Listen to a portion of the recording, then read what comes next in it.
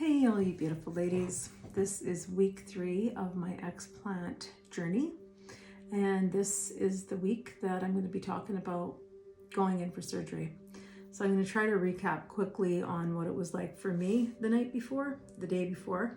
I had traveled across Canada and then I drove 4 more hours to get to Michigan, which is where I had my surgery with an extremely skilled surgeon there. And I was excited. I was not scared. I was excited because I had mentally prepared myself to get the toxic bags out of me, and I wanted to start living my life. So I was prepared to have no more breaths, and I was also prepared to maybe not look good again too. Like I was just ready. I was ready to leave all that material stuff behind and accept my body for what it was and what it is. And that was that I had nursed children and I had life behind me, and I was prepared. And my own doctor at the time said, just prepare to be not happy, that you could be depressed and you might even be mutilated. Okay. And he just wanted me to keep them in. I don't know what his problem was, but I decided that I was getting them out, and I was prepared, and I went to the best that I could surgeon that I could find, and I think he did a really, really good job.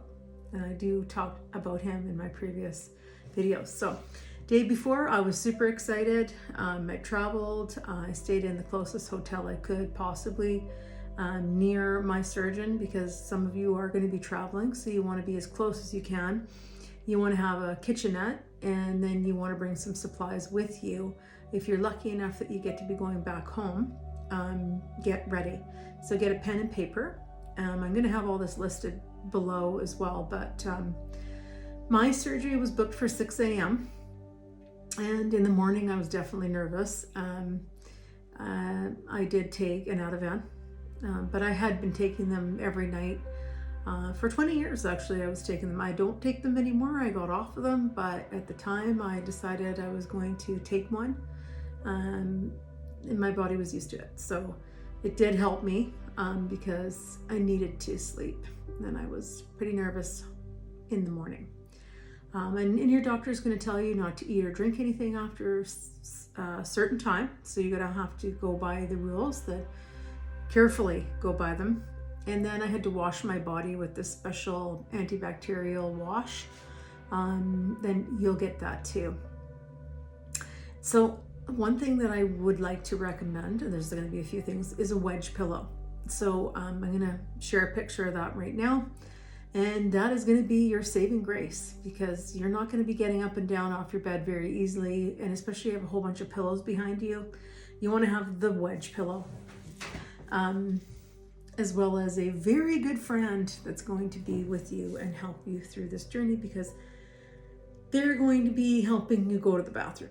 So let's hope that they are good friends of yours and you're good friends with them, or preferably your husband and partner. You want your painkillers beside your bed. You want 2 compression bras, and make sure that you have all your regular medications that you are allowed to take. Make sure you talk to your doctor and make sure you are still allowed to take them, especially before the surgery. A few days before, I think you got to stop all your vitamins, and you need to let your surgeon know what you are taking. You're going to know all that stuff. Stock up on some ready-made meals. Get a mastectomy pillow. It helps protect your incisions, just keeps you cozy and safe. Get some cotton pajamas, ones that button up the front, nothing over your head, because you probably know all about T-Rex arms. This is how you're going to be moving your arms for, I think, at least a month. You do not want to be like reaching over your head and bending over here, because everything's going to tear and rip, basically like I did. I had no feeling like I was on painkillers, so I couldn't feel the damage that I was doing, and I was kind of pushing myself up and stuff, and I really hurt myself. Throat lozenges, throat numbing spray, because they do stick the tube down your throat to knock you right out. Tea with honey, popsicles, crackers, apple juice, maxi pads, or fluffy socks, because the binder cuts into you so badly. It hurts so much. I had fluffy socks underneath here, under my armpits, and then I had them tucked under the actual binder. Here I had them underneath, and I had like fluffy socks and maxi pads sticking out all over the place. I'm not sure if I'm going to show you a picture of that from my previous, one of the beginning videos that I did. You can go back and look right after I had the surgery. You want a cell phone charger close by your bed. If you are traveling, you want your own pillow, your own fluffy blanket. Don't rely on a hotel to have those creature comforts. You want some baby wipes by your bed. Earplugs, because you never know how loud it's going to be. A streaming device for Netflix. Bromelain tablets or pineapple juice. Fluffy slippers and socks, this time for your feet. A lap tray to eat your breakfast, lunch, and dinner on, whoever's going to be helping you. You don't want to be reaching. And really importantly, you want to have some constipation medication. So I used Senokot. There's all kinds of natural teas out there. Arnica, start taking Arnica a few days before. It is a homeopathic medicine, kind of looks like this. You put some of these under your tongue. Some doctors are going to agree with it. It's all natural. This stuff works. It starts immediately taking down the inflammation off your body. Again, everything I'm telling you right now, you want to double check with your surgeon and make sure it's okay. But some doctors, they're just totally against homeopathic medications. So you need to do what's right for you.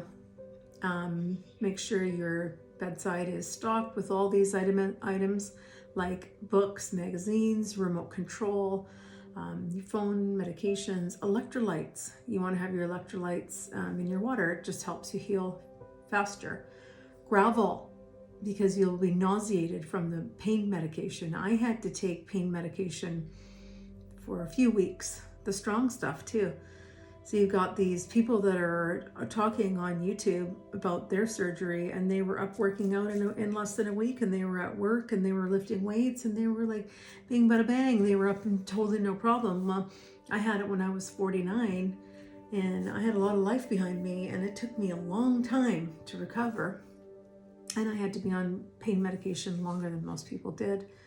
From what I gather, and all the super women out there, is just crazy. You are your own person, and you're going to heal in your own time. Don't compare yourself to anybody, is what I'm saying. Another thing that's really important is one of those remote control anti-gravity chairs. I'll try to put a picture up there right now, because you want to have like a little remote control to help you get up and down. Once you start moving around a little bit, you still can't launch yourself off a chair with your arms. Like, you have to keep them like this. I actually put a belt and tied it up right here so that I couldn't move my arms, because I just kept doing it. I just couldn't stop moving my arms. So I tied my arms, my husband did, and that really helped. And like I said, some women are gonna heal faster than you, so don't even think that you're on a certain time limit. Actually, I wrote down it took me 4 months. It takes 1 month for every year that you had them in. So I had them in for 9 years. So that is 9 months it took me to heal. It actually took me 1.5 years to heal. It's been almost 2 years. Actually, it's just over 2 years to the date since I had them out, and I'm healed, and I did not think I was gonna make it through it, but I did. And you will too. You will too. It's all gonna be over. You're gonna get it done. You're gonna get them out of you, and you're gonna be okay. Oh, also make sure you tell your surgeon you want those implants. You paid for them, they're yours. You have a right to them.